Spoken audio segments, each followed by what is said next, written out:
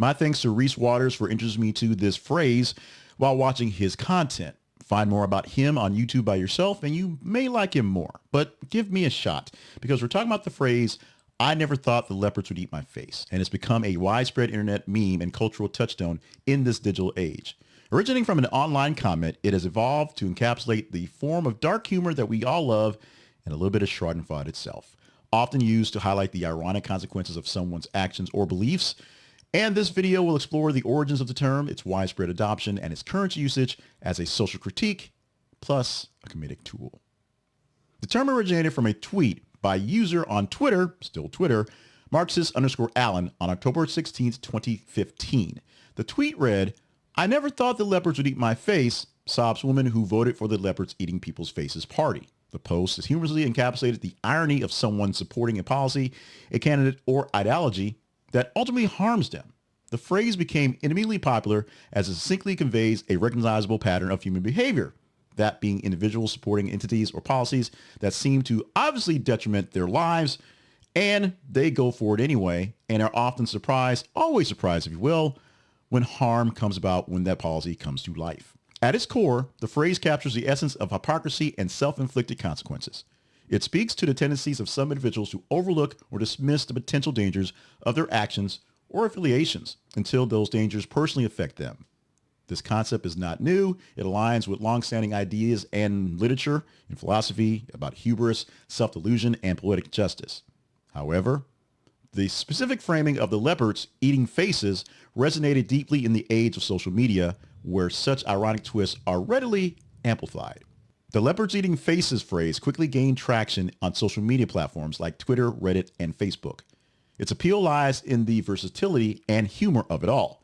It can be applied to a wider range of situations, from political decisions to decisions about personal choices, and its absurdity, the imagery that it brings up, is an element of levity to otherwise serious critiques that would be a part of the situation. The meme often appears in the form of reworked dialogue and scenarios, such as, I never thought the leopards would eat my face, cries billionaire who funded leopards for years.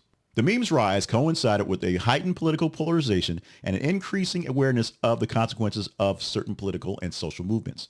It became a favorite among commentators on both sides of the political spectrum, although its most prominent use has been a critique of individuals of groups who support policies that seemingly likely to backfire. For example, it's been used to lampoon voters who support tax cuts for the wealthy only find themselves burdened by reduced public services, or those who support authoritarian leaders only to suffer from their regimes as being under an authoritarian.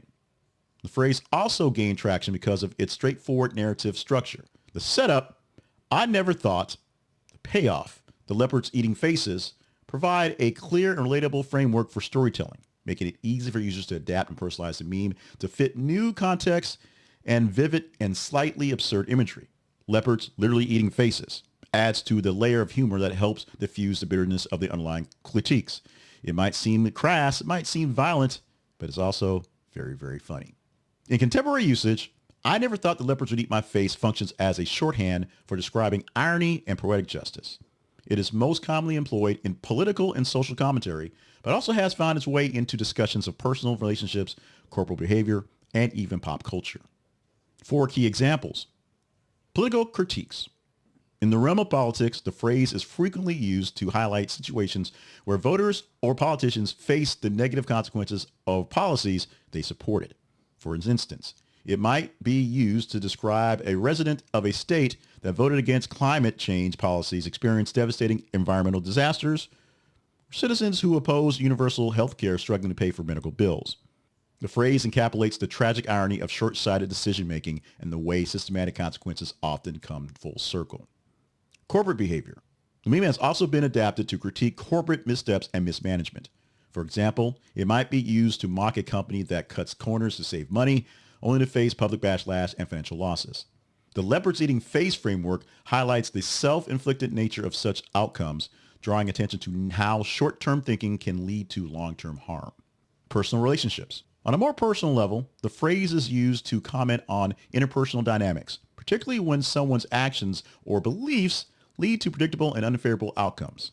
For example, it might be applied to a person who consistently undermines their relationships with selfish behavior, only to be surprised when they face loneliness or conflict.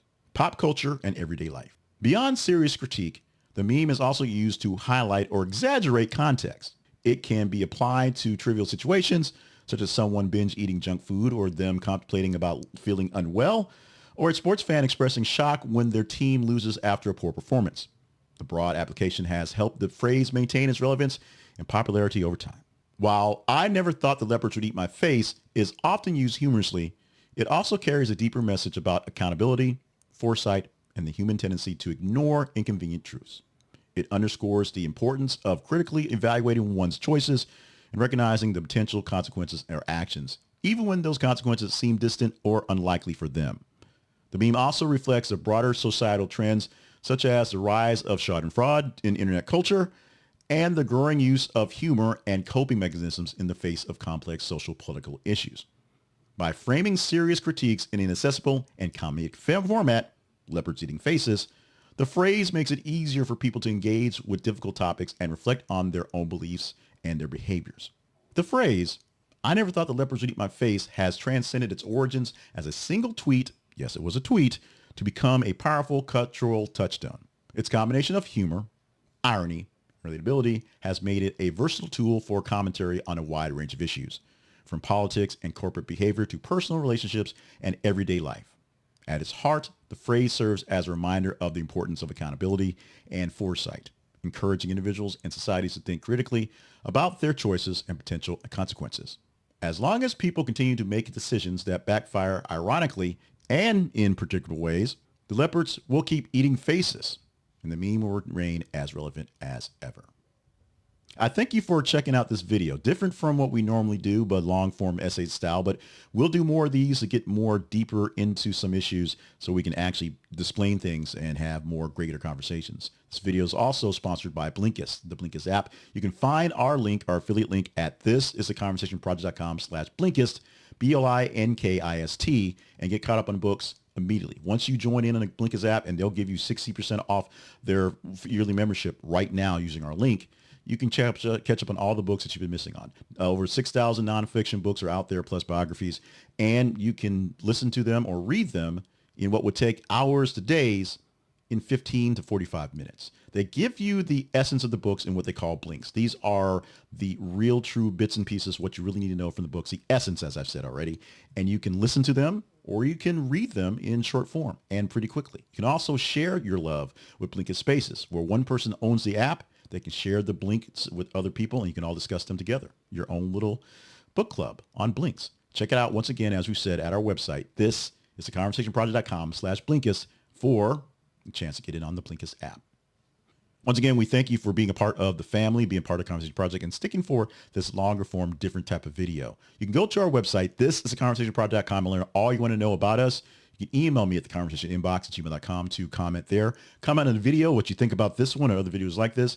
And of course, the most important thing you can do is follow us on our feeds, facebook.com/thisistheconversationproject and x.com/th_conversation. What you do there is look for what's going on in the feeds, look what's happening. And every 50 minutes or so, we'll post a news article from various sources. You engage in it, higher engagement score we get, the better chance we have of talking about it here on this channel and in our newsletter and things like that. Love you, mean it. We'll see you at another one of these very, very soon.